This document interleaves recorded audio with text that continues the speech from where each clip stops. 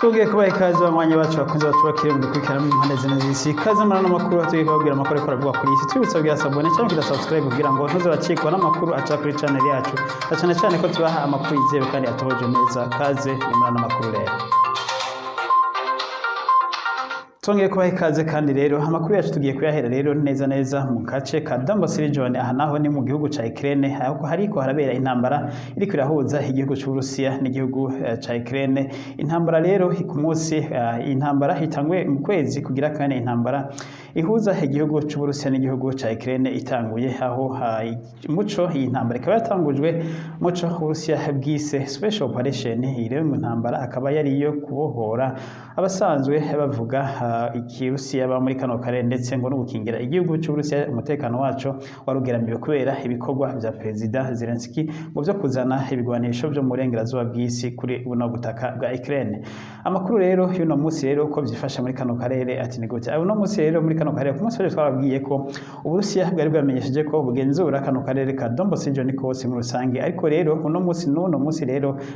intambara zikaba zabandanije muri kano gace, kuko igisirikare c'Uburusiya nubwo kivuga ko camaze gufata kano karere kose, abasirikare ba Ukraine baracagerageza kugwana hirya no hino muri tuno duce, aho biboneka ko batarava bose. Uno munsi rero igisirikare c'Uburusiya kikaba cakoresheje amabombe menshi cyane gose, amamisire menshi, ndetse igisirikare c'Uburusiya ku ncuro ya mbere kikaba cerekanye amaburende mashasha cajanye muri kino gice ca Donbas region. Amaburende mashasha yitwa P2 Terminator. Aya maburende akaba amaburende mashasha, ndetse byari byiteze ko igisirikare c'Uburusiya cyariko kirubaka, kikaba biteze ko kizasobora hora mu 2023, ariko rero ngira ngo kubera intambara bace bayihutisha amaburende rero akaba yatangwe gukora muri kano garere. Amaburende bivuga ko ari amaburende akomeye cyane gose, ashobora ku mwanya umwe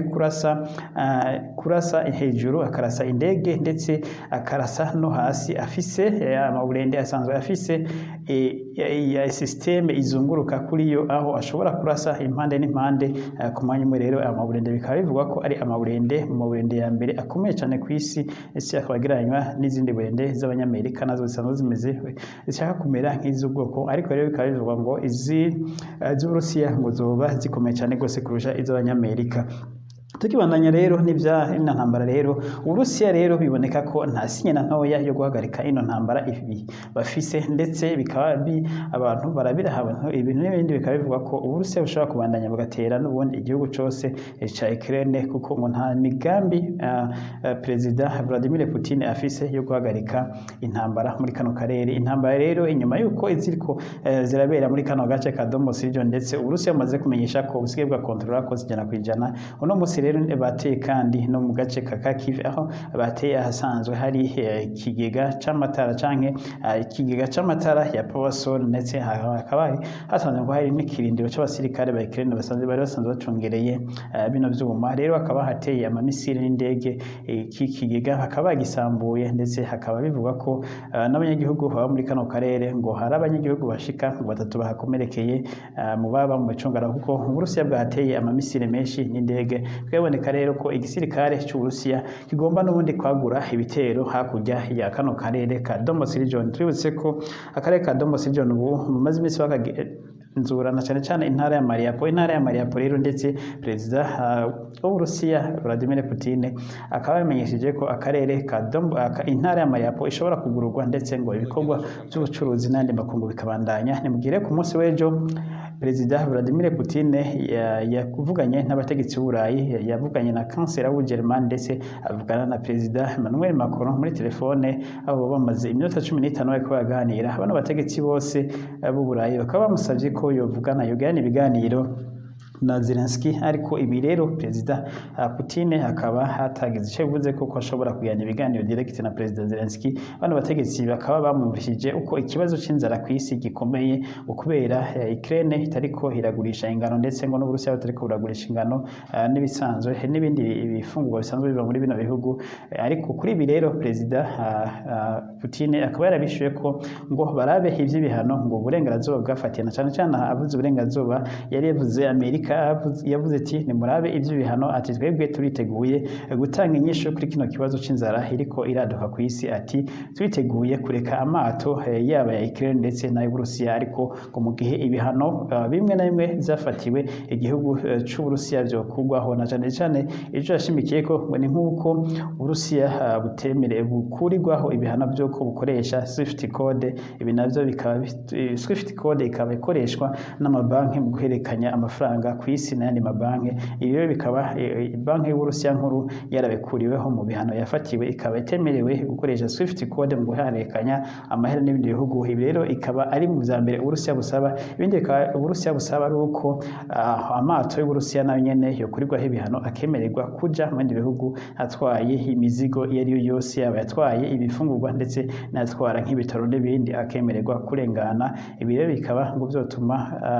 kino kibazo c'inzara kiriko kiravugwa tubise ko ikibazo c'inzara gikomeye cane gose muri kino gihe ku isi ndetse mu Burayi ikibazo c'inzara catangwa kugaragara tubise ko ikibazo c'inzara catangwa kugaragara muri Amerika aho ibifungurwa vy'abana vyabuze n'ubu rero n'ubu mu maduka yo muri Amerika ibifungurwa vy'abana naho igisirikare ca Amerika cagerageje kwintervena ikarangura ibifungurwa vy'abana mu Burayi ariko n'ubu mu mastate amwe na cane cane nka za Chicago na za New York ibifungurwa vy'abana n'umuzibuye kubironka ivyo bita baby form rero no mu Burayi naho rero supermarché akaba yatangiye kubura ibifungurwa bimwe na bimwe rero bikaba bivugwa ko abantu bariko babigura ku bwinshi cyane gose kubera gutinya ko ifungurwa zishobora kubura burundu rero abo bategetsi rero akaba arico catumye bahamagara Perezida Vladimir Putin ngo arabe ukuntu yokorosha kugira ngo iyi ntambara irabe ihoyahowe kugira ngo isi ntije mu kaga k'inzara gakomeye rero ivyo bavuganye ni ivyo ko Perezida Vladimir Putin yokugurura ikiyaga cirabura Black Sea na cyane ko dusa twababwiye ko twaranaberetse ko ikiyaga cirabura Uburusiya ukigenzura bwashizemo amato menshi cyane gose y'intambara aho Uburusiya bwakizibiye ndetse Uburusiya bwarazibinyetse n'ikivuko ca Mariupol aho amaze gufatira ino ntara ya Mariupol aho hose rero Uburusiya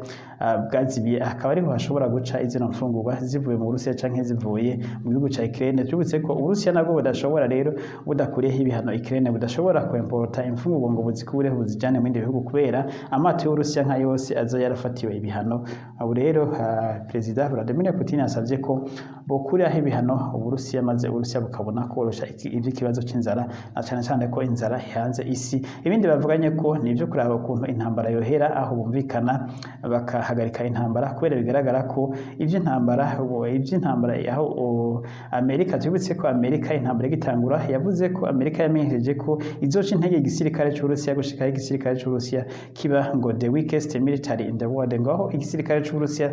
coba igisirikare cacitse intege kidafite kimaze ku isi ariko rero bikaba ngo twagiye tubabwira amakuru yacu ibi biri kure cyane gose ahubwo igisirikare c'Uburusiya ubu kiko kirakomera cyane gose kurusha uko abantu bari babiziga igisirikare c'Uburusiya muri imisi kikaba carekanye indege nshasha za gisirikare ndetse ziko zirakoreshwa muri Ukraine n'amaburende mashasha twavuze ko hazamwe amaburende mashasha muri Ukraine ndetse igisirikare c'Uburusiya ejo ku munsi w'ejo nyene kikaba carateye misile nshasha zo mu bwoko bwa hypersonic missile zinyaruka cyane gose ngo misile bagerageje ku munsi w'ejo inyaruka nk'incuro 20 ugeranije n'ijwi ndetse ikaba ariyo misile ya mbere inyaruka cyane gose ku isi igisirikare c'Uburusiya kikaba carekanye video yayo ku munsi w'ejo aho bayigeragereje mu kiyaga cirabura bayiteye iri mu bwato ibiro bigaragara ko gukomera ku gisirikare c'Uburusiya uko aho gucika intege kibana gikomera ikindi kigaragaza ko igisirikare c'Uburusiya gikomeye igisirikare c'Uburusiya kigomba n'ubundi gutanga indege ku gihugu c'Ubuhindi indege caraguze indege zishika 20 za gisirikare Ubuhindi rero kabugiye gutangura kwakira izo ndege tubibutse ko indege zindi za gisirikare ku munsi w'ejo ngo zararungitswe muri Syria kubera ariko hatanguye kuvuka kandi ico kakibi hagati ya Turiki na Syria aho ngo Turiki ishaka kwagura imipaka yayo ngo yegereza ngo kira ikreye zone iri free hagati y'Uburusiya Syria na Turiki ibi rero Syria ikaba yaravyamirije ikaba ndetse yacitabaza Uburusiya bukaba bwarongetse ngo abasirikare n'indege kugira ngo bafashe Perezida Al-Assad wa Syria na cyane ko ari basanze n'ubundi bamushigikiye ari nabo bamufashije kuba akiri ku butegetsi uyu munsi igisirikare c'Uburusiya iboneka ko kibandanya gikomeye nubwo Uburusiya nubwo Uburusiya buri muri intambara ndetse Amerika ikaba yaragerageje kubika ibigwanisho byose bishoboka ndetse n'Uburayi bukaba barungitse ibigwanisho bishoboka ubu rero bikaba biboneka ko ivy'intambara badashobora gutsinda Uburusiya biciye mu bigwanisho no gukoresha igisirikare. Tubibutse ko abasirikare barungitswe gufasha igisirikare ca Ukraine ari benshi cyane gose bavuye mu Burayi ndetse no muri Amerika, ariko rero bikaba byose biboneka ko ari impfa gusa ku gukomera kw'igisirikare c'Uburusiya. Ibi rero bakaba rero abantu batangiye kubona ko inzira diplomasi yonyene yari ishobora kumara kino kibazo, na cyane cyane mu gihe biboneka ko ubu Perezida Vladimir Putin yicaye atuje cyane gose ndetse ahatanguye gushimagiza amasosiyete y'Uburayi ariko arava mu Burusiya agenda kuyugara, havuga ngo ibi yabwiye Abarusiya ngo tukwiye gushimira Imana ngo kubona ano masosiyete agiye nk'ubwo duca twiyubakira ubutunzi bwacu butarinze gufatira ku butunzi bw'uburengerazuba, ngo aho tugiye kwiyubakira amasosiyete y'iwacu ndetse n'aya mahera bahora bavana iwacu ngo abe mu gihugu cacu kibone gutera imbere. Perezida Vladimir Putin rero amaze iminsi ashikiriza ko igihugu cifashe neza ndetse ngo Abarusiya bifashe neza, ndetse akaba yamenyesheje ko abanyagihugu b'Uburusiya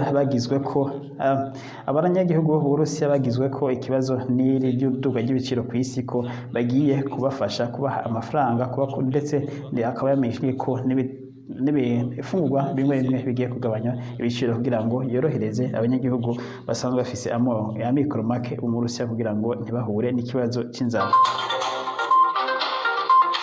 Tuve ngaho rero mu Burusiya murumvise mu Burusiya na Ukraine murumvise ko vyifashe, tubandanye n'ayandi makuru akorwa ku isi. Ibihugu rero muri ino minsi biboneka ko intambara ariyo bishize imbere, ibihugu byinshi cyane rwose biriko bitegura mu vya gisirikare, aho biboneka ko intambara ya gatatu y'isi yose uko twabira tubivuga abantu benshi barayiteze cyane rwose. Ibihugu bikomakomeye kuri isi mu vya gisirikare biriko bigira imyimenyerezo y'urutavana ko hirya no hino, ukurikiranya amakuru neza hirya no hino usanga igihugu kanaka cagize imyerekano ndetse umwe wese ariko aragerageza kwerekana ibyo ashoboye mu bya gisirikare. Rero ibihugu vya vuba biriko biragira imyimenyerezo ya gisirikare n'igihugu c'Ubuyapani, aho igihugu c'Ubuyapani naco ku munsi w'ejo cagize imyimenyerezo ya gisirikare yo mu mazi ndetse no gutera misile, n'igihugu ca Korea naco y'epfo naco nyene caragize ibisa n'ibi aho cateye amamisile ndetse kigira n'imyimenyerezo ya gisirikare, n'igihugu ca Taiwan naco nyene caragize imyimenyerezo ya gisirikare aho cateye amamisile. Bino bihugu byose bikaba vyarateye amamisile. Inyuma yaho rero ikindi gihugu ca cerekana ko naco nyene gikomeye mu bya gisirikare, ributse ko ibihugu nka Isirayeli, Ubushinwa n'abandi bose bari mu myimenyerezo ya gisirikare. Abongeye ko rero ni Japan na Taiwan na Korea y'epfo ndetse na Korea ya ruguru, bibutse ko nayo nyene imaze iminsi igerageza hirya mu misile yayo. Ubu rero Irani nayo nyene rero yavuze ngo sinohasigara. Irani yerekanye ibigwanisho bishasha cyane gose bikomeye cyane, aho yerekanye ihangari yo mu kuzimu yo musi y'isi muri Irani irimwo amamisile menshi cyane gose ndetse n'indege zishasha za gisirikare, na cyane indege z'amadrone. Ibire biboneka ko n'igihugu ca Irani cyane, na cyane ko igihugu ca Irani kimaze iminsi kimenyesha ko gishobora gutera igihugu ca Isirayeli. Amakuru dushimye ko yacaga kurabera ni menshi cyane gose, amakuru y'ibihugu biriko biragira imyimenyerezo ya gisirikare hirya no hino, umwe wese ku isi agerageza kwerekana icyo ashoboye. Tubize ko Ubushinwa